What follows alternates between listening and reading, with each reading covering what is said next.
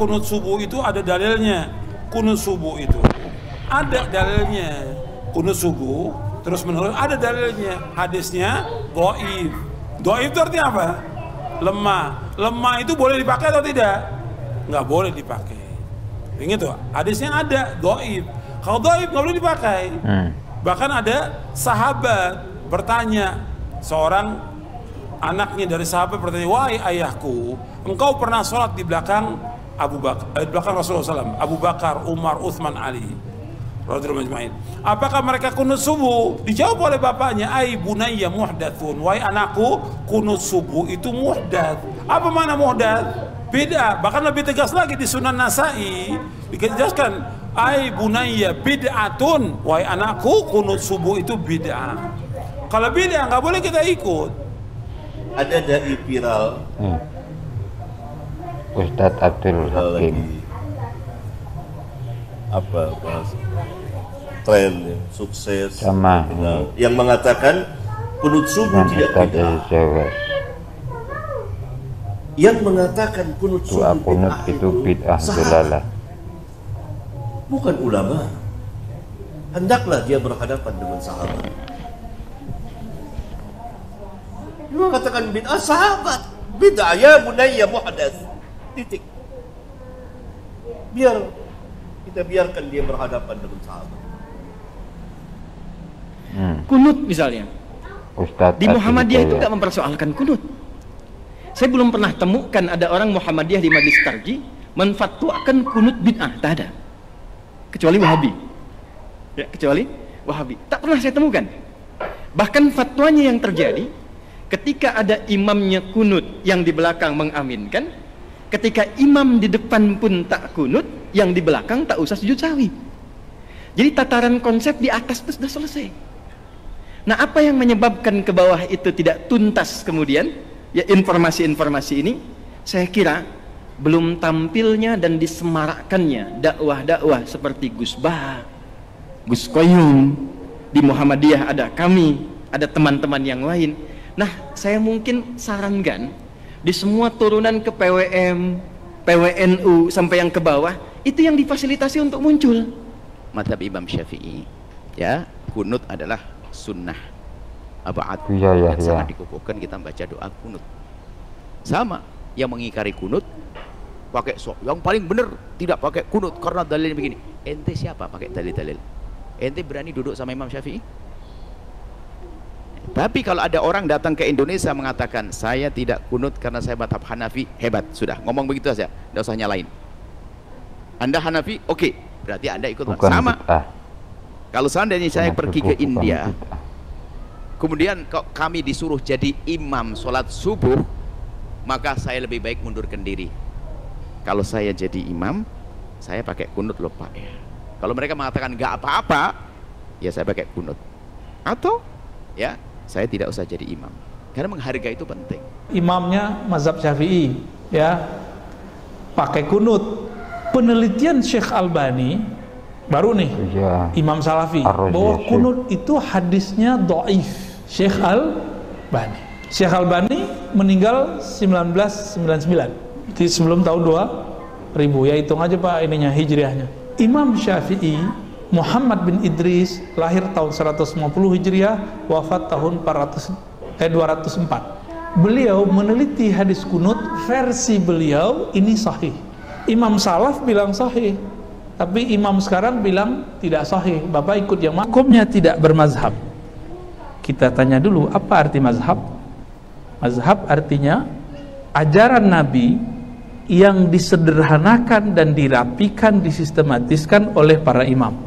Muncullah puluhan mazhab, bahkan ratusan mazhab, karena imam-imam mazhab itu tidak semuanya punya murid yang ilmiah secara penulisan, maka bertahanlah cuma 4. Imam Abu Hanifah Hanafi, Imam Malik Maliki, Imam Syafi'i, Imam Ahmad ibn Hambal. Mereka punya murid, itu nulis kalam gurunya, kesimpulan-kesimpulan paham gurunya memahami Quran dan Sunnah, Quran dan Sunnah. Orang awam yang beragama baru hijrah mengira imam mazhab itu membuat agama baru di dalam agama Islam, ya kan?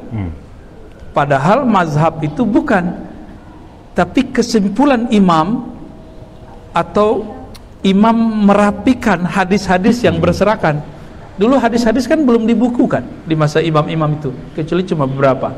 Imam yang nulis buku hadis Imam Abu Hanifah, disimpulkan dari buku beliau jadilah mazhab Abu Hanifah. Wafat 150 Hijriah.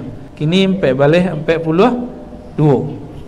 Ya, Imam Malik nulis kitab Al-Muwatta.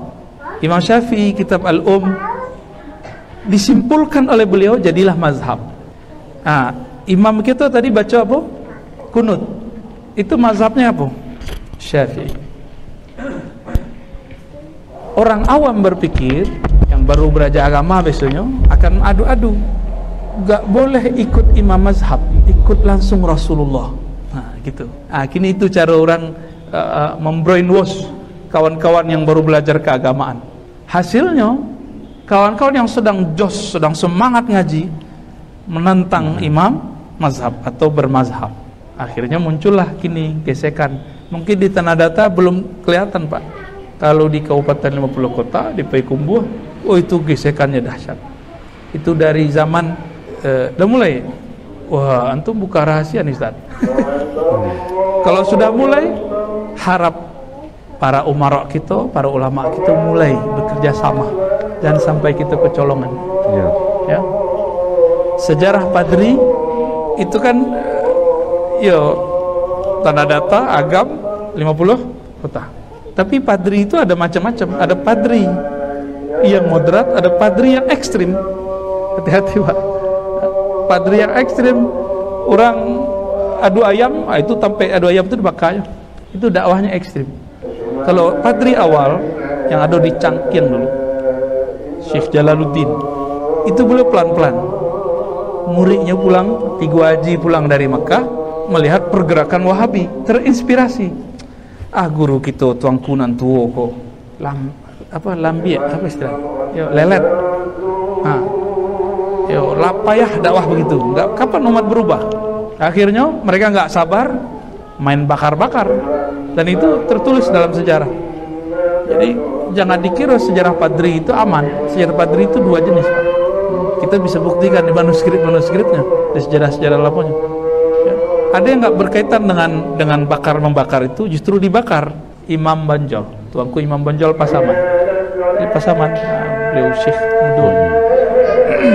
Nanti kita cerita jaringan-jaringan yang lain itu jaringan tuh banyak di kepala keluar sadonya bilo katua. Tapi kalau baca cerita tentang jaringan itu yang lebih mengerti Adinda Tuanku Mudo Khalis Apriya Putra yang bercerita.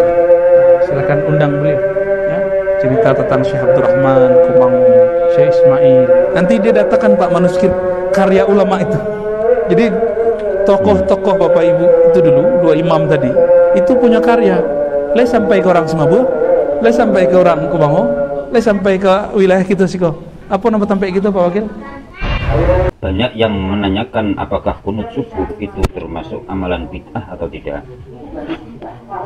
Subuh bukan amalan bid'ah, bukan pula amalan bid'ah dolalah, melainkan bahwa kunut subuh itu termasuk yang diperdebatkan oleh para ulama atau khilafiyah.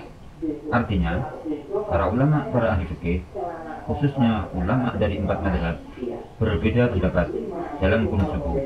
Dan jika disimpulkan secara garis besar, terdapat 2 perbedaan pendapat dalam kunut subuh. Pertama, menurut mazhab Hanafi dan Hambali menyebutkan doa kunut subuh tidak dianjurkan atau tidak disunahkan. Salah satu ulama dari mazhab Hambali yang menjelaskan hal ini adalah Ibnu Qudamah dalam kitabnya Al-Mughni. Pendapat yang kedua yaitu pendapat dari mazhab Maliki dan mazhab Syafi'i, menyatakan bahwa doa kunut dalam salat subuh adalah suatu amalan yang sangat dianjurkan karena menurut mazhab Maliki kunut subuh disunahkan karena banyak fadilahnya.